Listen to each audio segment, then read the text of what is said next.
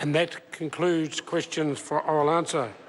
Would some honourable member care to move that the House take note of miscellaneous business? Mr. Speaker. Andrew Little. Thank you, Mr. Speaker. Well, the only question of the day is, of course, what is going on in the National Party? What is going on in the National Party? Why is it they can't get any consistency? Why are they all at sixes and sevens over an increasing number of policies and pieces of legislation? Shall we start randomly with, say, the shop trading hours piece of legislation? Because that's topical. Everybody's talking about it. Michael Jones is talking about it. Other people are talking about it. People in South Auckland. People concerned about values. People who want to preserve the integrity of Easter Sunday, they are talking about it. And you see, a few years ago, when the whole of Parliament talked about it, a few national MPs actually had a view about it. So for example, Bill English had a view about it because he voted against it. Oh yes. And he wasn't the only one. Chester Burrows had a view about it. And you see, he didn't like it. He didn't like the liberalisation of it. So he voted against it. And they weren't the only ones. Sam Lotoainga, he voted against it. Tim McIndoe voted against it. And when there was a discussion about it a few years later, Alfred Naro expressed his opposition to liberalising Sunday trading on Easter Sunday. But mysteriously, the National Party finds now, when they're confronted with this issue, they're all in harmonious agreement. But we know that's not true. We know that's not true. You see, part of the integrity of this Parliament is that occasionally the House agrees there are issues that are a matter of personal importance, matters of conscience. And so every member is entitled to vote in accordance with their conscience. And that conscience might be dictated to by a number of factors, including one's religious beliefs. And that's totally respectable and acceptable. But all of a sudden, this issue, which is about the integrity of one of the great religious observances, at least in the Christian calendar, and what has now become so culturally vital to the way we observe holidays and breaks in New Zealand, that suddenly is not important to people's individual consciences anymore.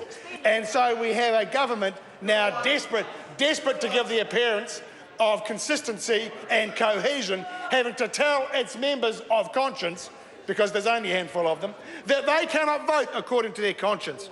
And I just simply ask the question, what is going on? It's a bit like the cigarette packaging legislation. You see, that's come up for debate too.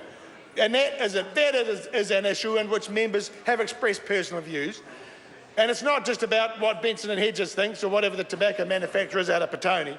It is about what members here think about and the public health issues that go with it.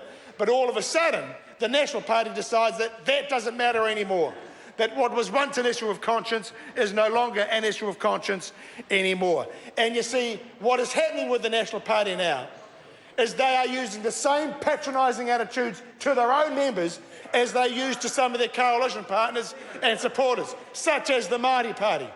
Now, the Māori Party expresses views on all range of things, and they often express views that support us. But when it comes to having to vote for the measures enacted by Bill English and John Key and their government, they don't get a looking. They don't get a looking. And so the Māori Party is compelled, against their consciences and against their policy, to vote for measures that are detrimental to Māori, such as selling state houses, such as doing nothing about low wages, such as freezing the education budget and the police budget. You see, the Māori Party doesn't get a looking with that lot. They talk a big game about being responsive and respectful to Māori, but they are not. And they tow along the Māori Party on their coattails, and it makes no difference.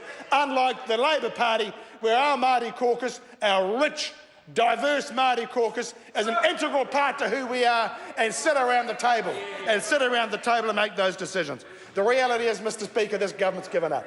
They've got nothing to say meaningfully on anything. What's their big priority right now? Schools without schools. No, it's lost and found in the airports. That's what they're concerned about. It's the lost and found in the airports. And all their intellectual time and energy is going to finding the owners of people who leave things lying around in the airports. That's what they care about. Forget about communities of online learning. That ain't going to help them. They don't even know that the online learning that's happening at the moment is happening in classrooms to help students learn about collaboration. They want to upset that and do the opposite. The Minister doesn't even know what she's talking about. She doesn't know what her own policy is. This is a government in total disarray, and it's coming to an end.